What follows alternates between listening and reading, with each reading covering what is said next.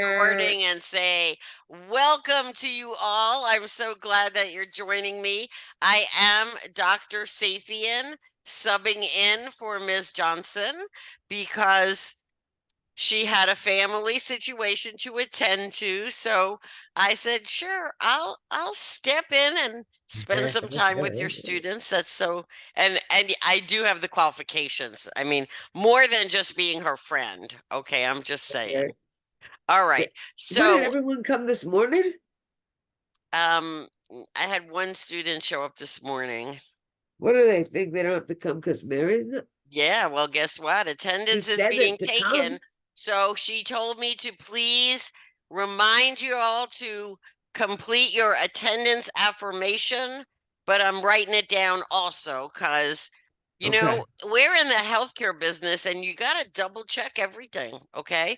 So that's Triple. why please make sure you type your name in your chat box so I can document that. And then Ms. Johnson will be back in the course available to respond to emails and other such stuff on Wednesday. So first we have another special guest. I'm a special guest in welcoming another special guest, Kayla Lona, is it? Yes. Yes. Okay, she is an academic specialist and she wants to have a moment of your time. And this is being recorded. So you got everybody's attention. So please. Perfect. Thank you. So my name is Kayla. I'm a part of the ACT team. I've been here since 2015. Gotten 3 degrees here, and of course, as you see, my credential, working on several other credentials as well. After 3 months of graduating from Bryan, I obtained my first job in healthcare. Been there going on 3 years now. So definitely, you guys, if you have questions about, unsure being in the healthcare field, or, just, oh, what's it going to be like as my first job, or needing help and support, that's what the ACT team is here for. Keep in mind, during the Christmas break, you guys will have that week off. All of the ACT team will be here to support you. So if you want to get ahead, or if you're behind on your coursework and you need to catch up, that is the time to do it. So we'll be posting a flyer on the dashboard. So be on the lookout for that, and you'll have opportunities to schedule with us. So thank you. And hopefully you guys reach out to us, and we're here to support you guys throughout your entire time here at Bryan. Wow, that's really cool. So it's hard for me to see your what was your degree in? Oh, so I have a bachelor's in healthcare administration and data analytics, and then I have a CCS credential. Cool. CCS. Yes. Excellent. That's a HEMA, everybody. Now I am by credentialed. I am credentialed through a HEMA as well as AAPC. And but that is absolutely wonderful that you're going to share your experiences with the students because it's always you know it's always scary once you get your degree and you're ready to go out there. Yeah. So today I'm going to share some information with you about, now the nasty word is statistics. Everybody is afraid of the word statistics. So I call it formulas. And we're going to talk about some formula. See, like formulas, like a recipe, right? So we're going to just have some recipes where you can actually determine what's really going on in your facility and give you that heads up to go figure out how to make things better. And I just want you to know that that's why I teach, because I can't fix the entire United States healthcare industry all by myself. So I got to come to school and teach you all so you all can go out there and do stuff. Okay. All right. So the first thing we're going to talk about are hypotheses, which basically are, yes, it's an assumption, it's a guess, it's a supposition. It's, you know, I see things, and you hear people do this all the time, right? Is they'll see something and they'll make a conclusion based on one person's opinion or one vision thing that they saw. But we all know that that's not necessarily the true for the facts of the entire organization, right? So what we're going to do is we're going to use that guess, that assumption, that as a starting point, but then we're going to do research to find out if it's true or not. So let me give you an example of how we might use this in healthcare, okay? We have an emergency department, and we've been getting complaints from patients and families of patients that the wait is too long in the emergency department, and therefore it must be incredibly inefficient and not run properly, and something must be done. Okay. Well, that could sound pretty bad for those people who are working in the emergency department. But the truth is that we don't know that these complaints are fact. Because, first of all, the emergency department, people are going to be pretty sick or injured. And somebody who's in a lot of pain, to them, 1 minute is going to feel like an hour. So their judgment may be off, and the same for a family member. So what we're going to do instead is we're going to use that as the hypothesis and do research, pull data from the emergency department to be able to determine, is there a problem? Do we have enough nurses and support personnel? Do we have enough physicians? Do we have enough lab techs? Is there, or maybe there's nothing going on in the waiting room. Maybe we need to put a TV in the waiting room to distract people, okay? And maybe some magazines. Yeah, I know, like paper magazines. Or certainly make sure that the Wi-Fi is working in the emergency department. But all of those are possibilities that can contribute to that complaint. And we have to find what the facts are by doing research before we can have any hopes of fixing it. Does that make sense to you? Yeah. I can see your picture, so you can nod. Yeah. You know, make believe like, their smiles are good. I like smiles. Okay. All right. So once we do the research with a proper statistical balance, so that we know that we're having statistical significance to make certain that we have a qualified grouping of data, then we can determine if the hypothesis that the emergency department is being very inefficient can be a null hypothesis, which means no, it's not, or an alternative hypothesis that yes, there is an effect on the population. And then that would tell us we have to take it one step further to find out exactly what the problem is, so we can then fix it. Does that, Oliver, I'm the guest speaker, not you. Okay, sorry. He is very knowledgeable, though. Okay, so does that make sense to you all? Claims used to. He is, right. Oh my gosh. Oh yeah, okay. I just want to make sure I was recording it. Okay, because otherwise I get in big trouble.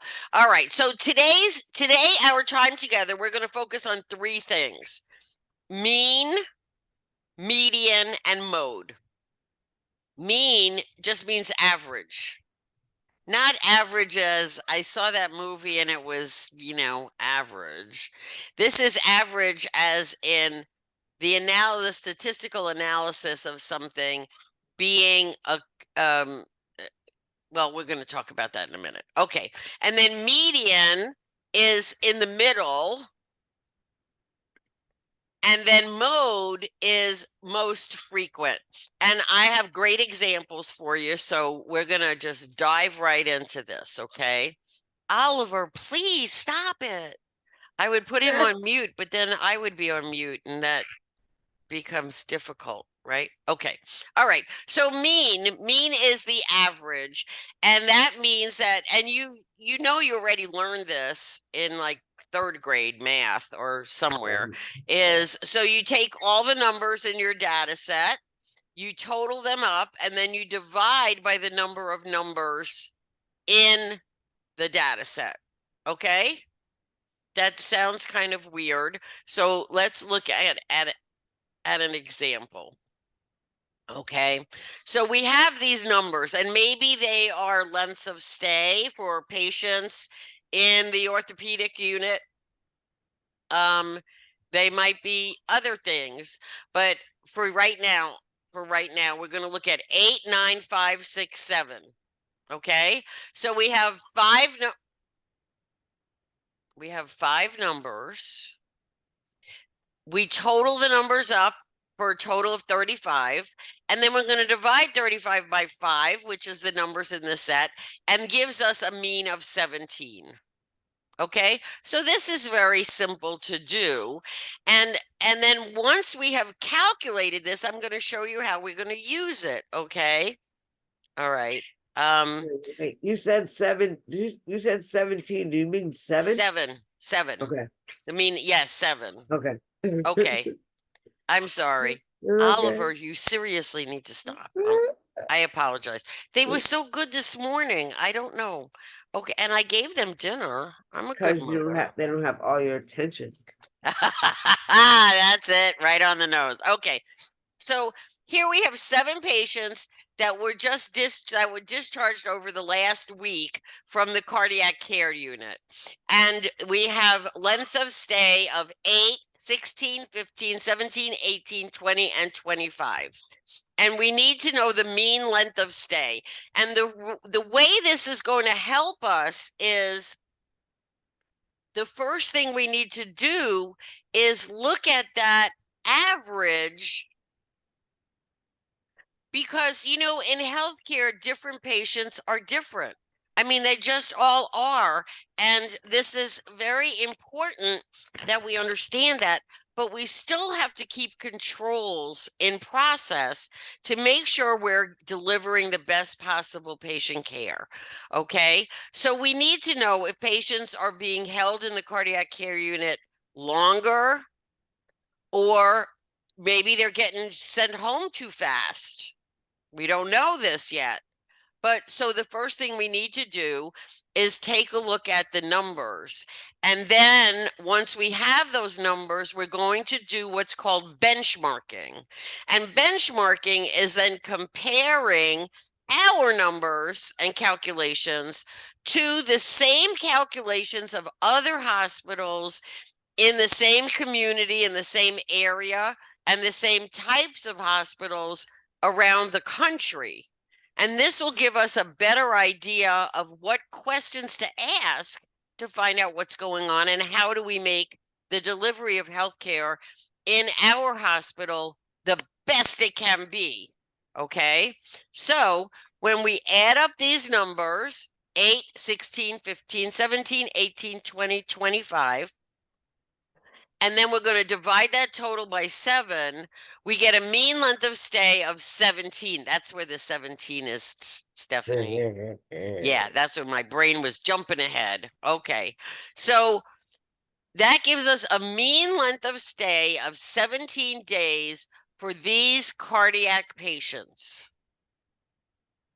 I don't know, just off the top of my head, that feels like a really long time. Okay.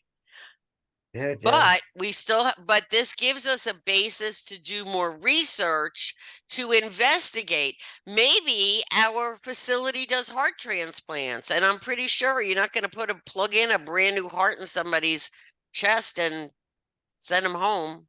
I mean, at least I hope not. Okay. So the point is we now have facts. we now have facts upon which to start an investigation to find out what's going on in our facility. And that's exactly what we want. Let's take a look at another scenario. We have 10 community health centers in our area that are providing free flu shots. They have documented providing 750, 785541 and 5 vaccinations. Now we have to find the mean number to figure out, oh, please stop it. I'm so sorry. Man, you would think that I promise his dinner is right in the next room. Okay. So we're going to calculate the mean number to figure out how many vaccinations were actually delivered. And then we know, and then we can go further into these community centers and find out what's what. Okay. So I'm so sorry. We add all these numbers up, we get a total of 47. If And it there are makes you feel 10. any better, I can't hear him at all. So I don't know if that makes you feel any better or not. Oh, good. Oh, I'm so glad. Oh, that's one of the reasons why I wear the headset. Okay, thank you. Thank you. I feel much better because he's whining up a storm. Okay, so you add all these numbers together, you get a total of 47. There are 10 numbers because there were 10 community centers. We're going to divide by 10, and we get an average of 4.7 flu shots per location. So that gives us the average, and now we can go and we can look and see that most of these community centers did very well by that average. Some even topped it out. But maybe we want to go find out what was happening at the 0 and the 1 community center. Okay. Maybe we find out, oops, they forgot to advertise that they were giving free flu shots. Okay. Or maybe they just forgot to send us their numbers. Both of those things happen. Okay. But again, we can generally see that if this is the numbers for one weekend, then our community program for delivering flu shots is worthwhile. And that's the other way to continue to support a program that's happening in the community. Now, there are a lot of different numbers that we as health information management professionals have to report to the Centers for Medicare and Medicaid Services, sometimes the CDC. And so I wanted to share with you another way that we use average, the mean, in healthcare statistics, okay? There is a website called Hospital Compare. It is created for patients and their families to let them know real numbers of how their local healthcare providers are doing. Now, there's Hospital Compare, there's Nursing Home Compare, there's Physician Compare. They pull numbers from everything and everybody, and they make this available on a website that's easy for you to access. So if you have to make a decision as to which facility you want to go to, you can go in and be educated if you have the ability, may have a choice. Okay. So as you can see at the top, it says the overall rating, and I just copied this, but these pages, the data is very significant. There's a lot of data. The overall rating summarizes a variety of measures on common conditions that hospitals treat, such as heart attacks and pneumonia. The overall hospital rating shows how well each hospital performed on average. That's our mean, okay, compared to other hospitals in the US, and that's your national benchmarking, okay? So you can see here, and look at this. Don't you find this a little interesting? Look at effectiveness of care, the second line, and the second hospital, Advent Health Orlando. You see that has a thumbs up, right? That's good. So they have a very high rating. They have a very high average of effectiveness of care. Okay. Then look at the very next line, which measures mortality. mortality, death, they also have a very high average of death. To me, that contradicts itself. And then if you look at the second to the bottom, you see safety of care. You see they have a very low average. Okay. Maybe the But state average includes the mortality average because they're staying there until they get taken away. it could be, but see, but that's a good point. And see, now you're getting it is so why we do this. So now we say, oh, well, why does this hospital have such a high mortality average? Maybe we should look into this, and we might find out that they are established in an elder community. So the majority of their patients are 75 and over, which would absolutely give them good reason to have a high mortality, right? Yeah. Okay. So the fact is numbers speak, but for the most part, when you know and you take the time to look at them, you need to see that they're giving us questions to ask and not necessarily definitive results. Okay. Here's another screenshot from Hospital Compare. And again, this information is published for every hospital in the United States. And again, they have nursing home and all that other information. I find it very enlightening. So here we're looking at average time spent in the emergency department. Okay. Now, if we start on the left of this bar graph, you see the first hospital has an average time of 111 minutes. Okay. Then we have the second hospital, 137 minutes, and the third hospital, close to 140 minutes. Okay.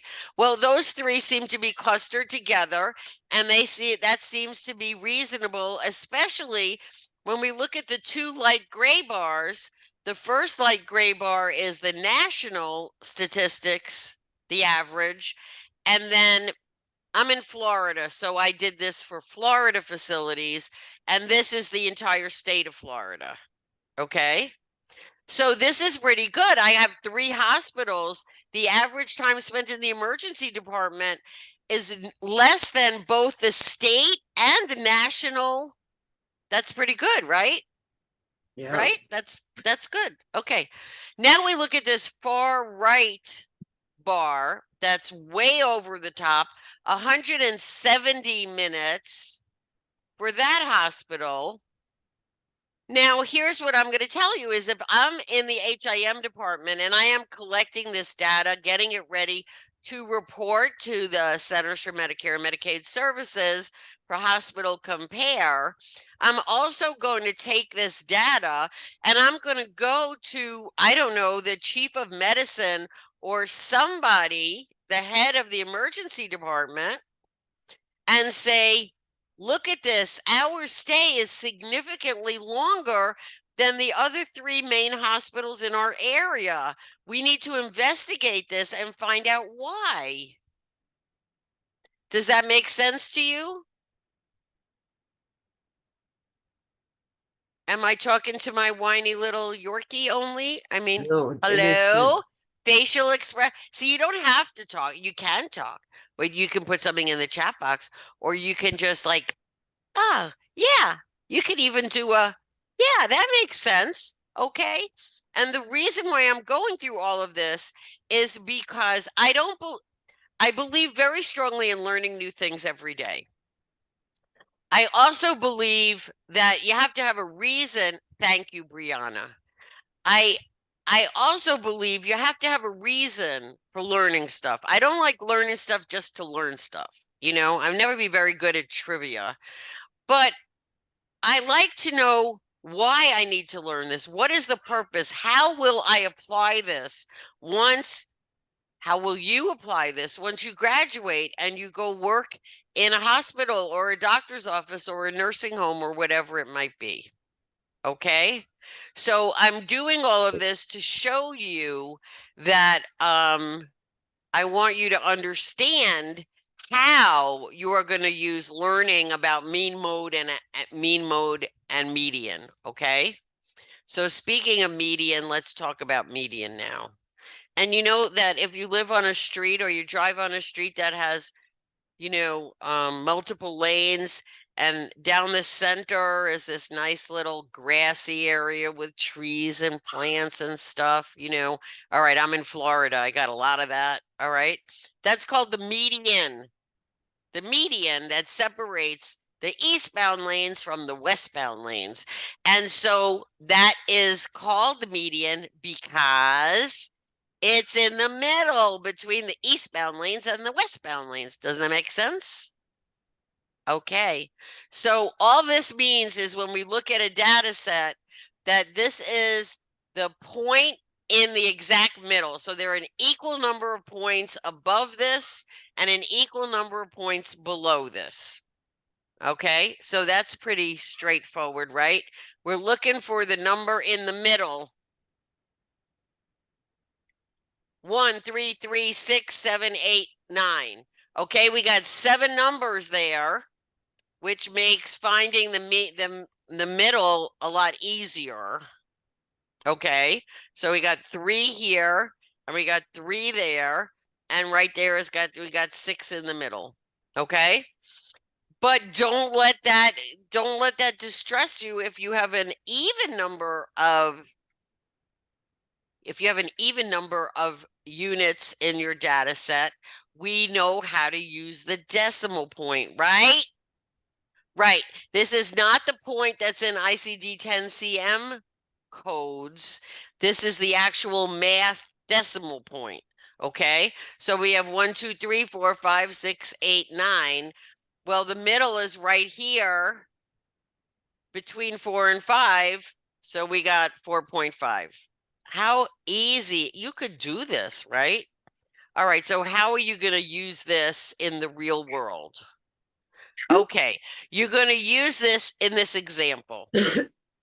So we have 7 lab techs that work in the lab that supports the emergency department. And in the emergency department, we have people that are really sick or injured or something. And a lot of times we're going to need to do labs. The physicians very often order CBCs, or we might be looking for an infectious disease if the patient has an infectious disease or something like that. Okay. And if the patient is really sick, and if we're looking for an infectious disease, we want to know this so we can put the patient in isolation as soon as possible. All right. So we're going to calculate the median time for emergency department physicians to get their lab results. And here we have our 7 lab techs. Sorry? No, the kids upstairs are banging. Oh, I'm sorry. okay. I didn't hear Sorry. that, just like you're not hearing this nutsy dog. No, Okay, no, they're like, good. All right, I can hear it. All right. So the first thing we have to do before we can find what's in the middle is to put our data in order, either be ascending order or descending order, whatever makes you happy. I don't care. I put it in ascending order, meaning from the smallest to the largest. Okay. Descending order would be the largest to the smallest, right? You know this. All right. So we're going to arrange the values in an orderly fashion. And then finding the midpoint is going to be less stressful, right? Okay, so we see Karen is the midpoint. And now we can say, okay, well, Karen is the midpoint. We're going to use her as our benchmark and see that Helen does her lab results really quickly. On the other hand, Lana is longer. But that doesn't mean that Lana should be in trouble, because maybe Lana is performing more complex lab testing, like a culture instead. Stop it. Instead of a culture, instead of a simple blood test where you put the blood in the analyzer and the machine does all the work. Okay. So the point is that there is benefit and knowledge. And again, it gives us a point for evaluating what the reality is going on, so we can then think of ways to make things better. Okay. We could sit down with Lana and Roger and say, hey, what might be slowing you down? Okay. And go from there. All right. So another way that we can use finding the median is in health information management. We are also in charge of things having to do with health information technology. And so you might be asked to get proposals for the new EHR ongoing maintenance, to find a vendor. And I don't know how much that's supposed to cost.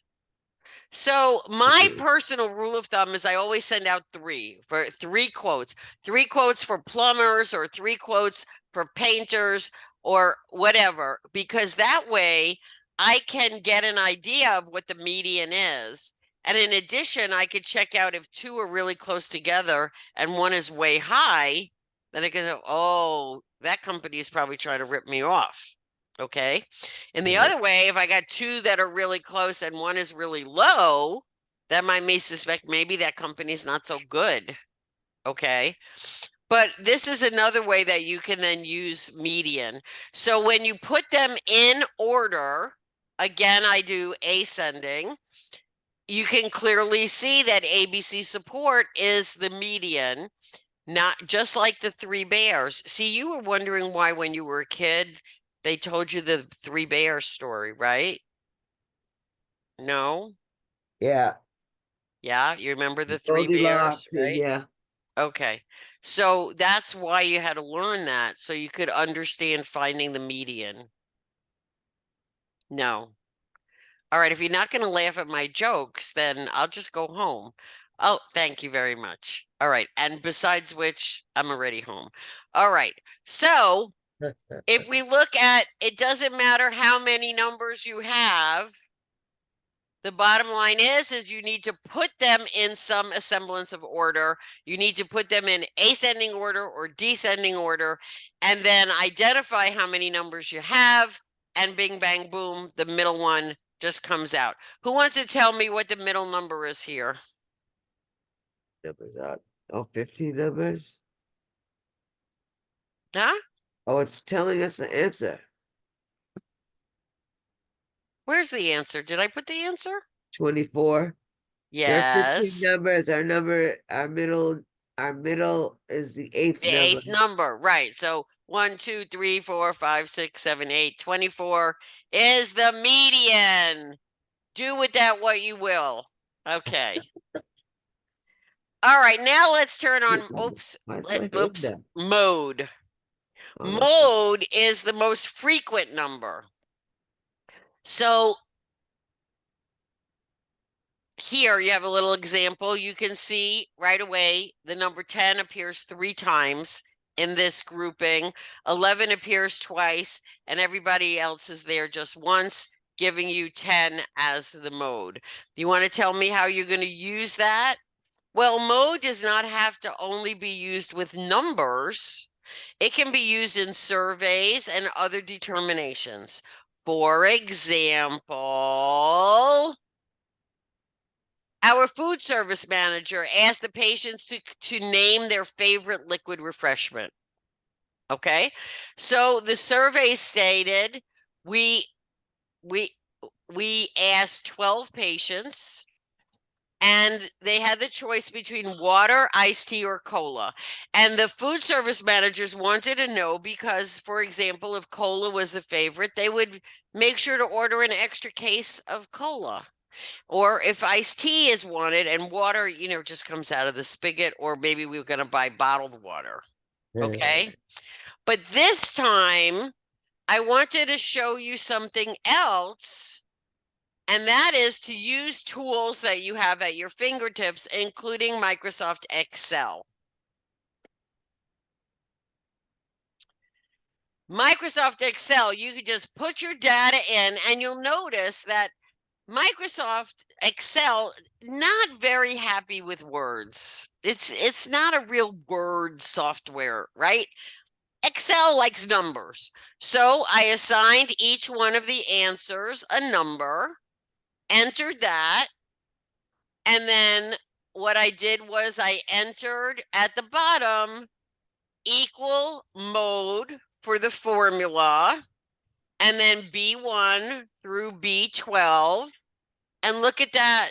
It took a nanosecond to let me know that cola is the mode. It's the most frequent number, which means that's the favored soft drink. Okay. So this is not higher math. I understand that. But it's just to help you understand that while on the surface, mean, median, and mode may not seem like math that needs to be used in a hospital, but in fact, we use it all the time. And it is important that you know how to use Excel. And I have a tip for you on that, but also that you understand which one to use when, depending upon what you need to know. Okay. So in this particular case, we have been asked to compare the average length of stays for these 7 physicians for the patients that they've discharged from the surgical unit. Okay. And because maybe there was a question that they're discharging patients too soon. We got a lot of 4s there. Okay. Or maybe 1 or 2 of these doctors lets patients stay in the hospital too long. Maybe there's a problem with the discharge and we don't have anywhere safe to send the patient. They don't need acute care anymore, but we don't have any place safe to send them yet. But there's a law against that. Okay. And the reason for that, and while it may sound like a kindness, okay, we'll fudge the paperwork, we'll let this patient stay in the hospital for 2 more days so the social workers can figure out. Okay. And that sounds very nice. And that is very kind. And we need to keep our kind hearts in when we work in healthcare. However, there's another side to this, which is if this patient who does not need acute care services any longer is taking up a bed, then a patient who needs acute care services is lying on a gurney in a hallway downstairs. That happened to my mother in a different city. They wanted to admit her into the hospital. She was like 81 at the time. They wanted to admit her into the hospital, but they didn't have any available beds. She slept on a gurney for 2 days in the hallway outside of the emergency department until a bed became available. Okay. So that's not fair to that patient either. So we have to balance how we handle these things. And so we look at average length of stay. You can see that Excel tells us that the mode for this length of stay is 4. So then that tells us we have 4 doctors, Barringer, Carpenter, McCoy, and Masterson, that maybe we need to go check out what was going on with these patients and why they stayed in the hospital so long. Now, it doesn't mean we're going to go punish them. We don't have enough information. Maybe those patients had, like Barringer's patient, maybe had diabetes and let's say diabetes and hypertension, which would make their healing process slower than a patient without diabetes. We're talking about the surgery unit. Okay. So there's a danger in discharging too quickly. There's a danger in discharging too long after they're better. Again, but the numbers tell us we can look into this and figure out and make sure everybody is following the rules to make sure that our patients are getting optimal care. because that's what we would want for ourselves as patients and for our family as patients. And we always have to keep that in mind. Always keep that in mind. That karma is real, and every single one of us becomes a patient at some point. Okay? Does that make sense? Hello? Thank you. Okay. All right. Next on our hit parade, I did not mention this up front. Thank you very much, Brianna. I did not, but this is, like bonus time. All right. We're going to talk about variance, and variance is really very simple. It just means how apart the lowest number and the largest number are from each other. Okay. What is the scope of this range? And if they're closer together, then that gives us a solid set and tells us things could be going right, or at least consistently. Whereas, depending upon what we're measuring, if we're wide apart, that may identify an opportunity for improvement, and certainly something we needed to look into. So remember this back on slide 8. We did this in practicing mean. We calculated the mean for the length of stay for these cardiac patients. Remember that? Seriously, it was like a half an hour ago. Anybody remember that? Yeah, that's where we, yeah. Yeah, remember this? Okay. We got a mean length of stay of 17 for these cardiac discharges. All right, so now we're going to look at benchmarking, okay? Because 17 doesn't mean anything in and of itself. We have to go find meaning to it. So we look on the federal government statistics and we find out, first of all, the length of stay of a patient in a cardiology unit is defined as from the time of admission to the time of discharge. That's really every patient, okay?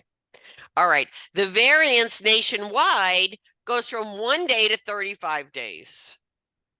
That's a really big variance. But you could understand that when we're talking about the heart, right? Is maybe a patient came in with a suspected AMI, acute myocardial infarction, also known as a heart attack. And so they admit him for a day into the hospital, and turns out, no, it was just indigestion. Hey, go home. All right. And then 35 days could have a patient who ended up having open heart surgery. They got to stay longer. Okay. So that's not a terrible surprise. But look at that next bullet, that fourth line, the mean, the nationwide average for patients in a cardiology unit in the United States is 5.73 days. And we got 17. Ooh. Ooh. Okay. But now see is, what does this tell you? This tells you we have to ask more questions. We don't know. Is there a problem in the cardiac care unit? Is there a problem with the staffing, with the equipment? What? Is there a problem with the facility? Are they not, is the social worker not using their, to help do discharge planning? Or is it the patients? Did we put in that particular week or month, did we have a particularly ill, sick group of patients that required a longer stay? I don't know. But we certainly want to look at it, right? We certainly want to investigate, and we wouldn't know to investigate if we didn't do the math. Okay? Okay. All right. So, why does this matter? Because length of stay in hospitals is often used as an indicator of efficiency of care and hospital performance. Generally, it's recognized the shorter stay indicates less, well, this is logical, right? I don't need them to tell me this. The shorter times a patient stays in the hospital, the fewer resources they're using, of course. Because if they go home, they're not using our resources anymore. Okay. All right. And then the post-discharge care, because it's less expensive to get ongoing care outside of the hospital, home health care, in a rehab, in a skilled nursing facility, whatever it might be. Okay, so those are ways that you can find the mean, the median, and the mode. And you get to do this a bunch now in your homework. And this is being recorded, so you're going to see all of this additional information. But I also want to remind you about using Microsoft Excel. Okay, it's an excellent tool. And I did want to point out, for those of you who might not be as familiar, they call it a formula, right? But then you'll notice down here at the bottom, it says insert function. So the formula is a function and a function is a formula. I just want you to know, because you got to look it up on the menu, all right? More importantly, check this out. This is a free downloadable Excel tips and tricks. They have they have 5 versions actually. For Windows, if you have a Windows computer, they have a basic version, an intermediate version, and an advanced version. If you have a Macintosh or an Apple computer, they have basic and intermediate.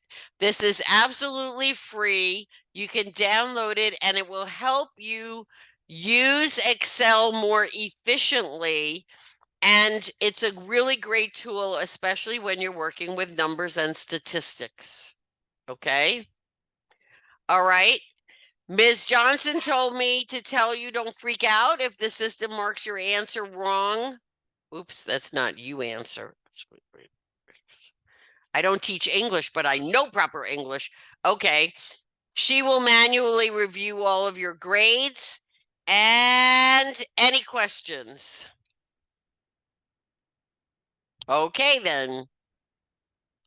All right. I want to thank you for joining me this evening so I didn't have to be all by myself. And I want to thank you for the opportunity to share knowledge with you. I love doing that. And I hope you will take what you learned and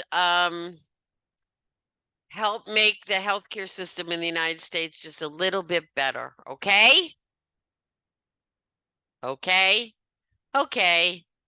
Have a good evening. Bye. Happy holidays. Bye.